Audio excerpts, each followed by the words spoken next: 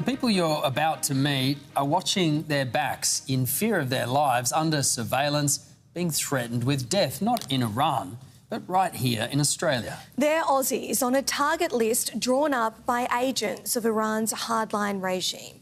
Tonight, a 10 News Plus investigation reveals just how far Tehran will go to silence critics on our streets.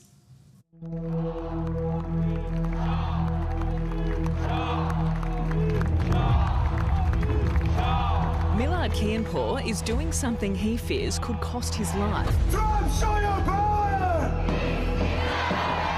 He's attending a protest in Melbourne demonstrating against Iran's brutal regime.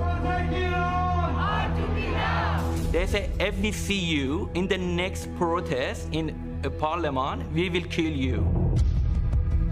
That chilling warning came in the form of an anonymous phone call. The influential regime critic says he won't be silenced. But it's clear he takes the threat seriously. I want to tell you now here, if I'm die, I'm not sick, I don't have any problem. This is from the Islamic Republic and IRGC, that's their jobs. Speaking up can be difficult for Millard. His tongue was cut by guards when he was imprisoned and tortured in Iran. He fled to Australia, but is now being bombarded with terrifying messages he believes are from agents of the Iranian regime. In the event of the slightest anti-Islamic Republic activity, you will be arrested and transferred to the country. We are here in Melbourne. Our forces are following you everywhere like a shadow. We will kill you, each and every person who has a close relationship with you. The Iranian regime has used overwhelming violence and an internet blackout to silence voices at home, crushing nationwide protests and killing thousands, if not tens of thousands, of protesters.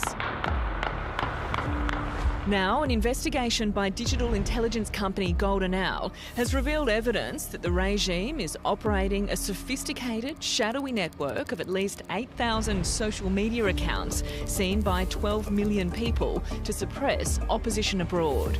The accounts aren't in Iran, they're in the West, the US, UK, Canada and Australia. The number of accounts have surged during this month's protests, and they are specifically targeting supporters of the exiled Crown Prince Reza Pahlavi, using a scare campaign of harassment and death threats. I find myself in a very bad situation. Ellie Lowen attends the rallies too. She's also criticised Iran's protest crackdown on Australian TV and in Melbourne's Hosier Lane, where political views are expressed through art. The phone calls you've been getting every day, you've picked up some of them. What happened? It was silence on the other side of phone, but someone breathing. How did that make you feel? Very uncomfortable. I was scared. Online, she's been called a traitor and threatened with rape. But what worried her most was finding a man outside her Melbourne property, watching and waiting.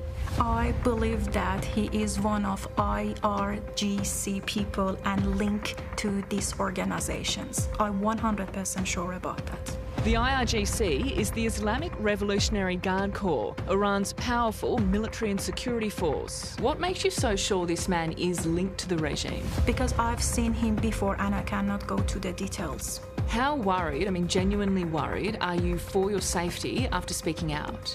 Carrie, honestly speaking, I'm not worried about they are killing me. Honestly speaking, I'm not worried about myself, I'm worried about my family. Because when I started to open up my mouth and talking bravely about the protesting in Iran, I was worried about my sisters back home. Even your answer there, though, indicates that you think they could kill you. Do you think that? Of course they can do that. Of course they can. This is so serious. We are always watching behind us. You know, you might be walking down the street and if you're an activist, you should have two more eyes behind your head. If you think these threats couldn't possibly be followed through, listen to this warning from Britain's spy chief. MI5 has tracked more than 20 potentially lethal Iran-backed plots in just the 1 year since I last stood at this podium. Months ago, 2 Russian mobsters were jailed in the US for hiring a hitman to kill an Iranian-American journalist on behalf of the regime. In 2024, a UK-based journalist was repeatedly stabbed outside his London home, and 44 other journalists with the same TV network, Iran International, have faced threats, including their correspondent in Australia. You've got an enemy, which is Islamic Republic. They've got their hands everywhere, and they've got money, they've got power. Australia's spy boss has also warned of Tehran's tentacles. We are not immune to hostile nation states such as Iran undertaking acts of security concern on our shores. Months after that insight, ASIO accused the Islamic Republic of being behind 2 anti-Semitic arson attacks in Sydney and Melbourne. These were extraordinary and dangerous acts of aggression orchestrated by a foreign nation on Australian soil. Iran's ambassador was kicked out of the country, and the IRGC was declared a state sponsor of terrorism. But that hasn't stopped the campaign of fear. Ellie says she won't be deterred by the scare tactics. No, never. I do that because of my people back home, because of the next generation, maybe my possible daughter. We have to be brave, pave the way for other people, and let them talk.